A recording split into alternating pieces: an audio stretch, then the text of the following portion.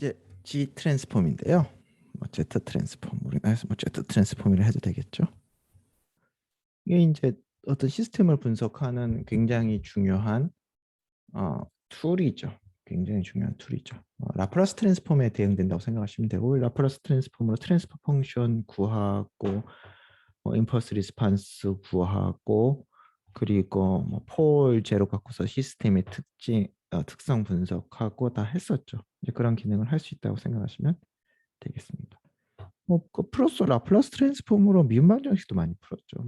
G 트랜스폼을 이용하면 차분 방정식도 풀 수 있는데요. 그건 우리한테 그렇게 아주 중요한 이야기는 아니고요. 자, G 트랜스폼 투 사이드 원 사이드가 있는데요. 봅시다. 우선 G 트랜스폼은 G 트랜스폼이니까 G가 나오겠죠. 자, 해서 xn에 대해서 G의 마이너스 n승을 곱해서 모든 n에 대해서 다 더한다. 이게 G 트랜스폼입니다. 여러분 라플라스 트랜스폼을 한번 생각해 보시면, 자, 이렇게 돼 있죠. 그럼 결국 라플라스 함수값을 더한다. 함수값을 더한다. 그리고 뭘 곱해서 EMRS S승이라는 게 생각해 보면 2의 T에 마이너스 S승인 거죠. 그러니까 뭔가 이건 거죠. 그러니까 GMRS. 그러니까 이게 대응이 되는 거죠. 물론 조금 생김새는 다르긴 하지만 기본적으로 대응이 되는 겁니다. 원 사이드라고 하면 이 중에서 우리가 이제 주로 많이 다루는 신호가 커져일 수 있죠. 커져일 수가 있을 경우에는 이렇게 쓰면 되는 거고, 그러니까 방향이 한쪽 방향이니까 원 사이드다라는 얘기를 할 수 있겠죠. 이제 우리가 G 트랜스폼을 다룰 때 굉장히 중요한 개념이 ROC인데요. ROC, Region of Convergence. 그러니까 수렴 구간인데요. 우리가 XN에 대해서 저 식을 썼을 때 어떤 Z를 넣으면 저 값이 정의가 되거나 계산할 수가 있고, 어떤 Z 값을 넣으면 발산을 하거나 그럴 수가 있겠죠. 그러니까 저 값이 내가 XZ라고 저렇게 썼을 때, XZ라고 저렇게 썼을 때 그때 수렴을 해야 되겠죠. 그게 이제 ROC인 거죠. 유저하고. 그러니까 내가 저렇게 썼지만 이 Z 값에 대해서는 아무런 의미가 없는 식이다. 그러면 걔는 ROC 들어가 있지 않고 그 Z 값은 요거랑 상관이 없는 거죠. 그래서 생각해 보시면 얘가 수렴하려고 그러면, 자,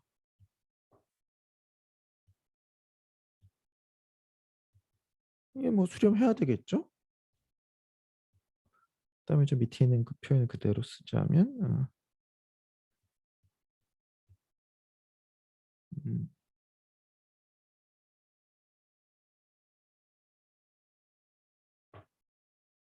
x 마이너스 n.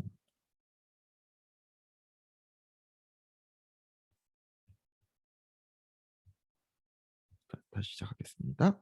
자, xn 뒤에 마이너스 n은 마이너스 무한대부터 플러스 무한대고요. 자, 우선 n은 0부터 무한대까지 xn 뒤에 마이너스 n 되겠죠? 그 다음에 이제 음수 부분을 처리하고 싶은데 이렇게 쓸까요?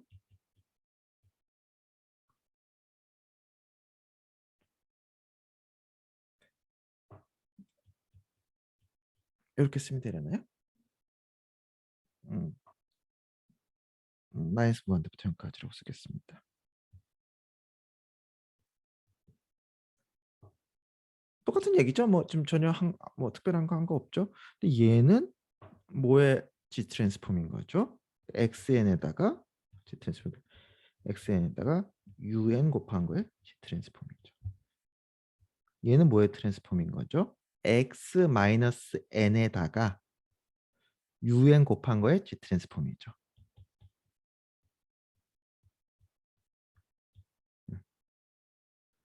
빼기 x0. 자, 이렇게 된 거죠. 그래서 뭐 저렇게 쓸 수 있다. 그리고 이 전체가 수렴하려면 얘도 수렴해야 되고 얘도 수렴해야 된다. 따라서 얘가 수렴하는 범위를 R1이라고 하고 두 번째가 수렴하는 범위를 R2라고 하면 전체의 수렴 범위는 그거의 교집합으로 주어져야 된다가 되겠습니다. 뭐 어떻게 보면 굉장히 당연한 얘기죠. 뭐 수렴 범위에 대해서 좀 더 앞으로 자세히 할 거고요. 그 다음에 R1을 커절이라고 하는 거는 왜죠? 우리가 xn 이 신호는 뭐죠? 커절 신호죠. R2는 커절의 반대쪽 안티 커절이라고 하는 이유는 어떻게 되죠? 얘는 n이 마이너스 1, 뭐 0부터 들어가죠. x0, x 마이너스, x 마이너스 반대쪽으로만 있는 거죠. 이쪽은 신호를 0을 기준으로 봤을 때 이쪽에 있는 애, 이쪽은 신호를 이쪽에 있는 애니까 얘는 커절 부분, 얘는 언티 커절 부분이라고 하는 거고 전체가 수렴하려면 R1과 R2의 교집합이 존재해야 되겠죠. 만약에 교집합이 없으면 수렴하는 부분이 없고 이 시퀀스의 이 XN의 G 트랜스폼은 존재하지 않는다라고 얘기를 해야 되겠죠. 수렴하는 집값이 하나도 없으면 트랜스폼하는 의미가 없는 거죠. 그래서 XN이 있을 때 얘를 폴리노미알로 표현하겠다. 자, 볼까요? 자, 델타 N의 G 트랜스폼은 뭘까요? 좀 써볼까요? 자, 델타 N의 XG2는 G-N승이죠. 자, 그래서 델타 N의 G 트랜스폼은 자, 뭐 하면 되죠?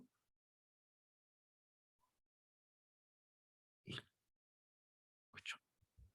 델타 N 빼기 KG 트랜스폼은 뭘까요?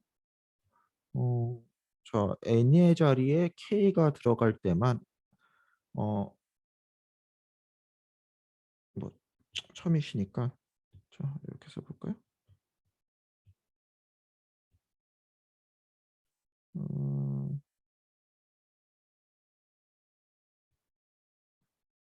이렇게 되는 거죠.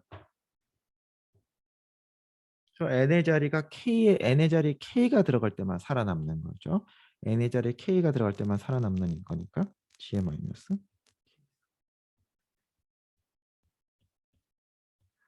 그러면 xk 델타 n 빼기 지금 n의 가 시퀀스입니다. 그럼 뭐가 되죠? 자, xk g의 마이너스 k. 자, 뭐 당연한 얘기지만 그러면 xn의 g 트랜스폼은 어떻게 되죠? 그냥 당연히 원래 거로 돌아오죠.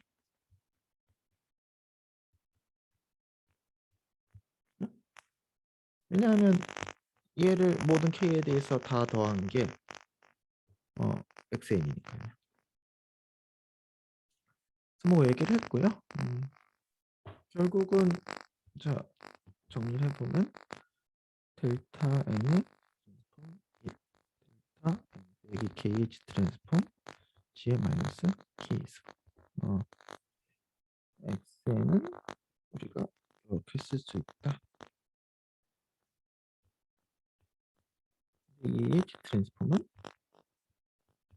뭐 꼭 저렇게 쓸 수 있다라는 사실은 몰라도 할 수 있죠. 아무튼 뭐 이거 트랜스폼이 정의기도 하죠. 그렇죠? 이거를 G 트랜스폼. 뭐 밑에 거는 투 사이디드 G 트랜스폼을 원 사이드 G 트랜스폼 커절 부분이랑 안티 커절 부분이랑 해서 표시한 거고요. 자, 요게 0과 1 사이 알고 있을 때 이거의 G 트랜스폼을 구하라. 자, 한번 연습 한번 해볼까요? CN이라고 했는데요. CN.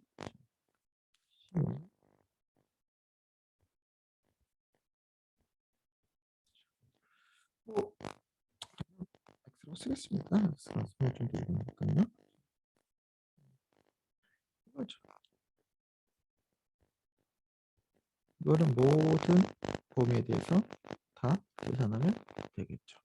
우리가 이제 마이너스 무한대부터 플러스 무한대까지 그러면 좀 헷갈리고 익숙하지 않으니까요.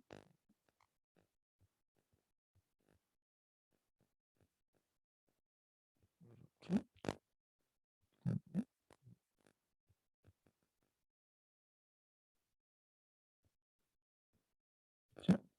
자, 이렇게 쓸 수 있겠죠. 자, 앞부분은 어떻게 되나요? 앞부분이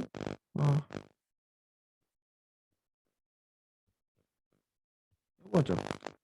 뭐 등비 수열, 등비급수니까요. 1 빼기 알파 G 이렇게 쓸 수 있고 어떤 조건 하에서 그렇게 쓸 수 있죠? 얘가 1보다 작은 조건 하에서 쓸 수 있죠. 좀 또 형태를 바꿔 써야 되겠지만 요게 이렇게 쓰기 위한 범위가 되겠죠. 두 번째는 어떻게 되죠? 두 번째 이 부분은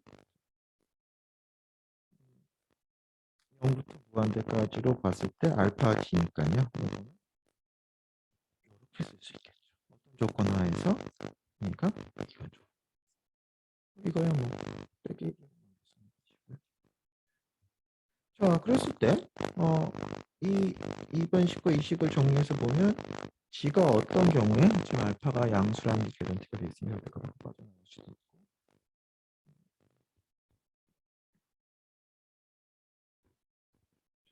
이 조건이 둘 다 만족되는 범위에서만 이렇게 쓸 수 있다라는 거죠.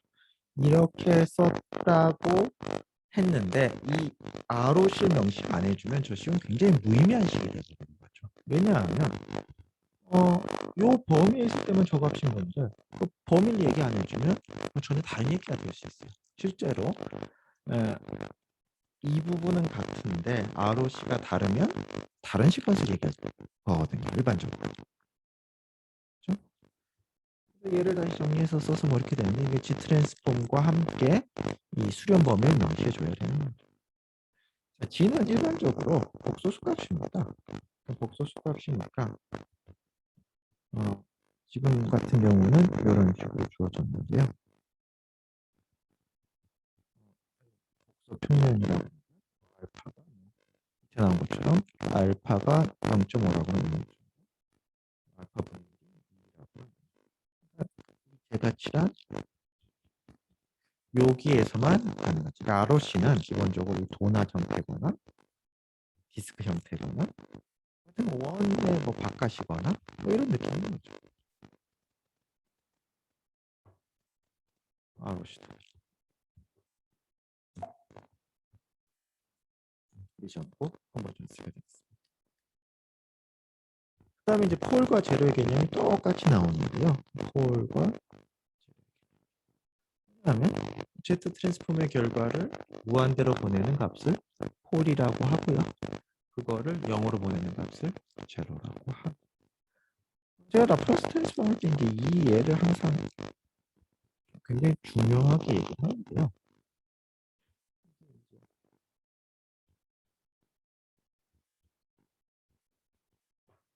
그러니까 우리가 그냥 이렇게 쓰죠. 네? 의미가 굉장히 다른 거죠. 얘는 뭐죠? 입력 신호. 얘는 출력 신호. 얘는 뭐죠? 어떻게 증폭될까 하는 트랜스퍼 펑션에 대응되는 거죠.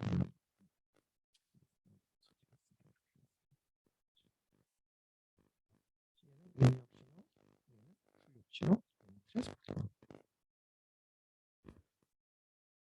내가 나한테 사과 2개 주면 2배에서 줄게. 4는 단위로 봤을 때 이 사과 2개인 거고 얘는 증폭률 같은 거죠. 그러니까 이게 똑같이 생겼다고 해서 의미가 같은 게 아니라 물리적인 의미가 굉장히 다른 거죠. 하나는 입력 신호인 거고 하나는 진폭률인 거죠. 이건 출력 신호가 되는 거예요.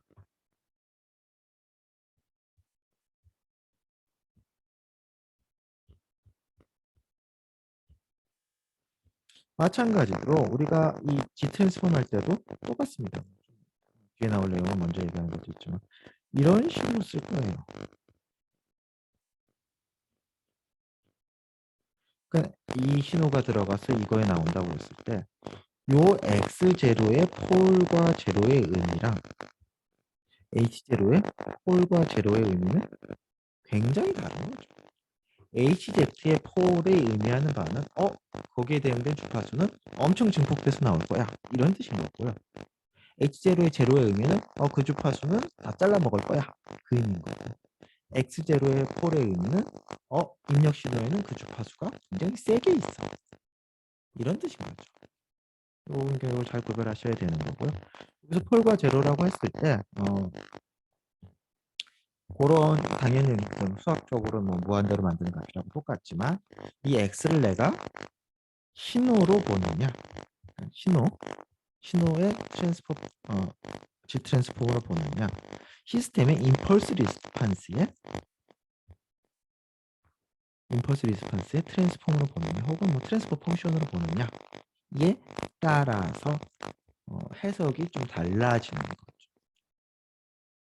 여기서는 사실 이제 그런 얘기는 전혀 없죠. 그냥 수학적으로 아주 무한대로 가면 폴이다. 0으로 가면 제로다. 자, 그래서 이렇게 정해져 있어요. 이렇게 됐을 때 폴과 제로를 구하라 그러면요. 한번 잘 쓰시면 되는데. 이게 이제 GMO 마이너스 1 뭐 이런 꼴이면 사실 좀 익숙하지 않는 측면이 있죠. 저도 좀 이제 많이 해서 이제 G에 위에 올라가는 게 음수라도 뭐 좀 덜 불편하긴 한데요. 뭐 양수가 올라가는 게 훨씬 더 편하죠. 정서적으로. 자, 그러니까 폴이 어디 있죠? 자, 0에 폴이 3개 있죠. 그 다음에 위에 있는 3차 방정식을 풀면 뭐 제로가 3개 있겠죠. 3차 식이니까요. 마찬가지로 이 식에 대해서도 여러분이 폴과 제로를 다 구할 수 있습니다. 그러니까 수학적으로 폴과 제로가 아주 명확해요. 단 트랜스포 펑션의 폴과 제로와 신호의 폴과 제로는 좀 다르게 해석해야 된다. 두 개가 의미하는 바는 좀 다르다. 하나는 내가 뭐 너가 나한테 사과를 A개 주면 B배에서 줄게라고 했을 때 하나는 증폭률이고 하나는 사과의 개수고 얘도 사과의 개수죠. 그것처럼 이게 의미가 좀 다르다. 그렇죠? 내가 사과를 뭐 엄청 많이 주면 뭐 이런 뜻인 거고 내가 이건 증폭률이 엄청 크면 뭐 이런 뜻인 거니까요. 해석할 때 잘 봐야 된다가 되겠습니다. 폴과 제로. 자, 됐고요. 좀 강요가 잘못 휠을 잘못한 거네요. 자, 그래서 ROC가 이제 G 트랜스폼의 ROC가 일반적으로 어떤 패턴을 보이는지에 대해서 한번 생각해 보겠습니다. 자, XZ는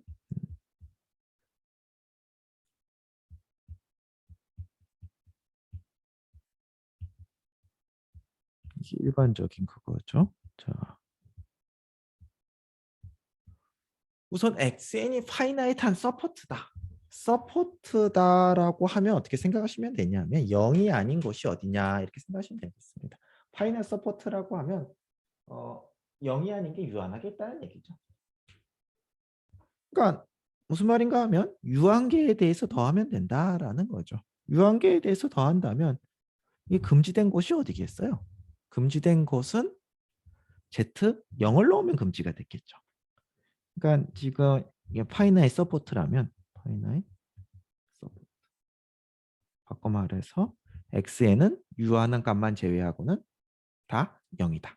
유한한 n을 제외하고는 유한한 정수점을 제외하고는 다 0이다. 그랬을 때 넣지 못하는 값은 여기랑 z0 넣으면 안 되겠죠. 그 다음에 무한대건죠. 두 개가 금지된 거죠. 자, 그 됐고요. 커절 시그널이다. 커절 시그널이 뭐죠? 이게 생긴 애죠.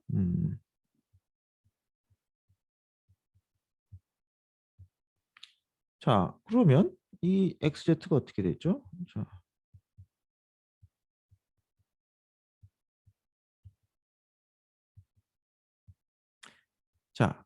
뭐 극단적인 예외도 있을 수는 있겠지만 기본적으로 뭐 xn이 적당하게 수렴을 한다고 칠 경우에 g가 굉장히 커지면 어떻게 되겠어요? g가 굉장히 커지면 수렴이 더 쉬워지겠죠.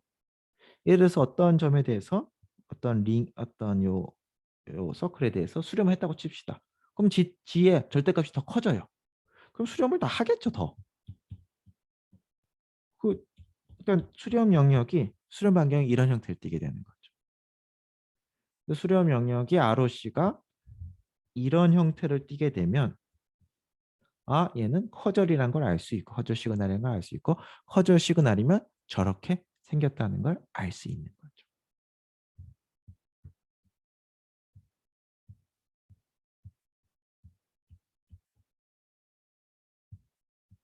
반면에 엔티 커절이라고 그러면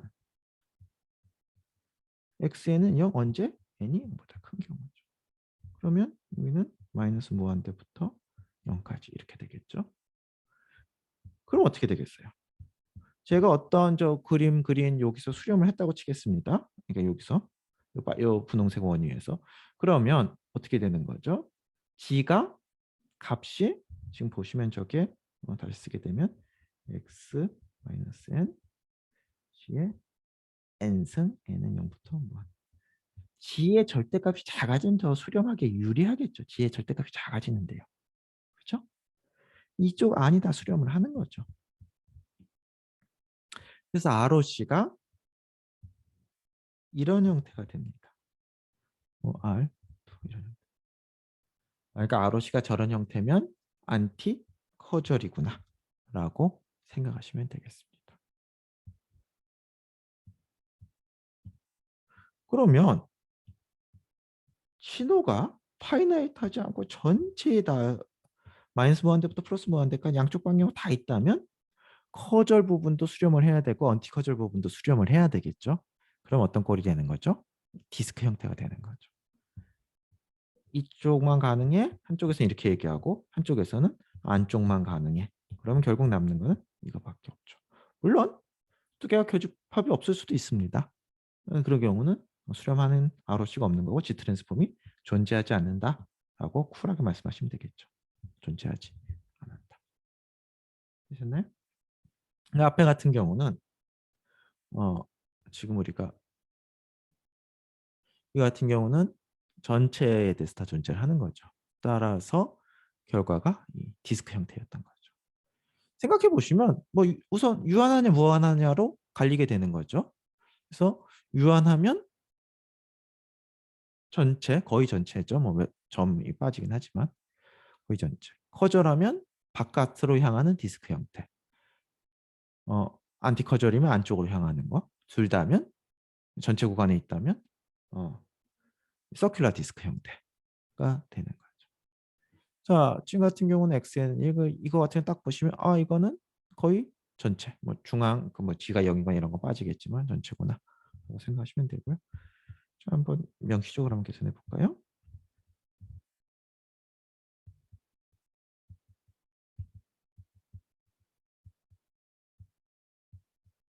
이렇게 나올 거죠.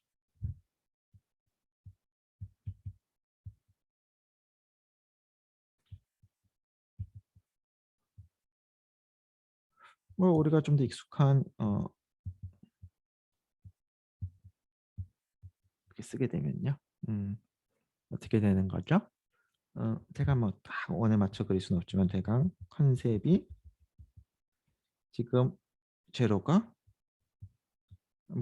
여기 이제 등간격으로 있는 거고 개수는 제가 지금 아무 때나 그렸습니다. 그다음에 폴이 원점에 막